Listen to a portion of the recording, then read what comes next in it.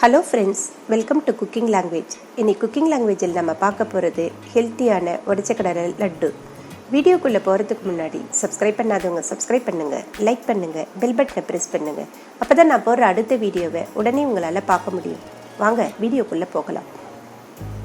இப்போ தேவையான பொருட்கள் என்னென்னு பார்த்துடலாம். 200 கிராம் உடைச்சக்கடலை எடுத்து வச்சுருக்கேன். கூடவே 150 கிராம் நாட்டு சர்க்கரையை நான் எடுத்து வச்சுருக்கேன். உங்ககிட்ட நாட்டு சர்க்கரை இல்லைன்னா நீங்கள் நார்மலாக நம்ம யூஸ் பண்ணுறோம் இல்லையா சர்க்கரை, அதை வச்சு கூட இந்த லட்டு நீங்கள் பண்ணிக்கலாம். கூடவே ஒரு 10 முந்திரியை சின்ன சின்னதாக நறுக்கி வச்சுருக்கேன். தேவையான அளவு திராட்சை, ஒரு 10 பாதாமை ரொம்ப சின்ன சின்னதாக நறுக்காமல் மீடியம் சைஸில் கட் பண்ணி வச்சுருக்கேன். பாதாமை இந்த சைஸுக்கு நீங்கள் கட் பண்ணி எடுத்துக்கோங்க.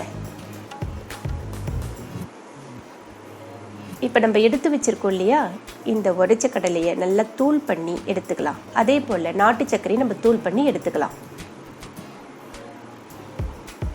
இப்போ ஒரு பவுல் எடுத்துக்கிட்டேன். இப்போ நம்ம எடுத்து வச்சுருக்க உடைச்ச கடலையை நல்லா மிக்ஸி ஜாரில் போட்டு அடித்து எடுத்துகிட்டு வந்திருக்கேன். அதை இதில் நம்ம சேர்த்துக்கலாம்.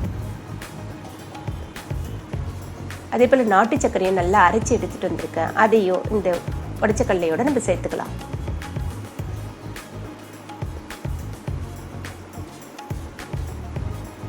கூடவே ஒரு சிட்டிக்கை உப்பையும் நான் சேர்த்துக்கிறேன். உப்பை ரொம்ப சேர்க்க வேண்டாம், ஒரு டேஸ்ட்டுக்காக தான் உப்பு சேர்க்குறோம், அதனால கொஞ்சமாக உப்பு சேர்த்துக்கோங்க. நம்ம எடுத்து வச்சிருக்க பாதாமியும் இதில் சேர்த்து இப்போ நல்லா நம்ம கலந்து விட்டுக்கலாம்.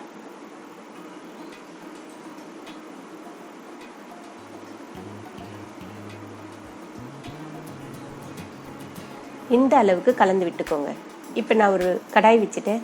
அதில் ஒரு 50 கிராம் நெய் வச்சுருக்கேன். இந்த கடாயில் நம்ம சேர்த்துக்கலாம். நெய் காஞ்சதும் நான் முந்திரியை போட்டு அதில் வறுத்து எடுத்துக்கிறேன்.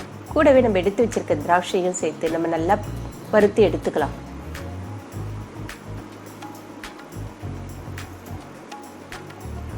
இப்போ நம்ம வறுத்து வச்சிருக்க திராட்சையையும் முந்திரியும் அந்த மாவில் நம்ம சேர்த்து நல்லா கலந்து விட்டுக்கலாம்.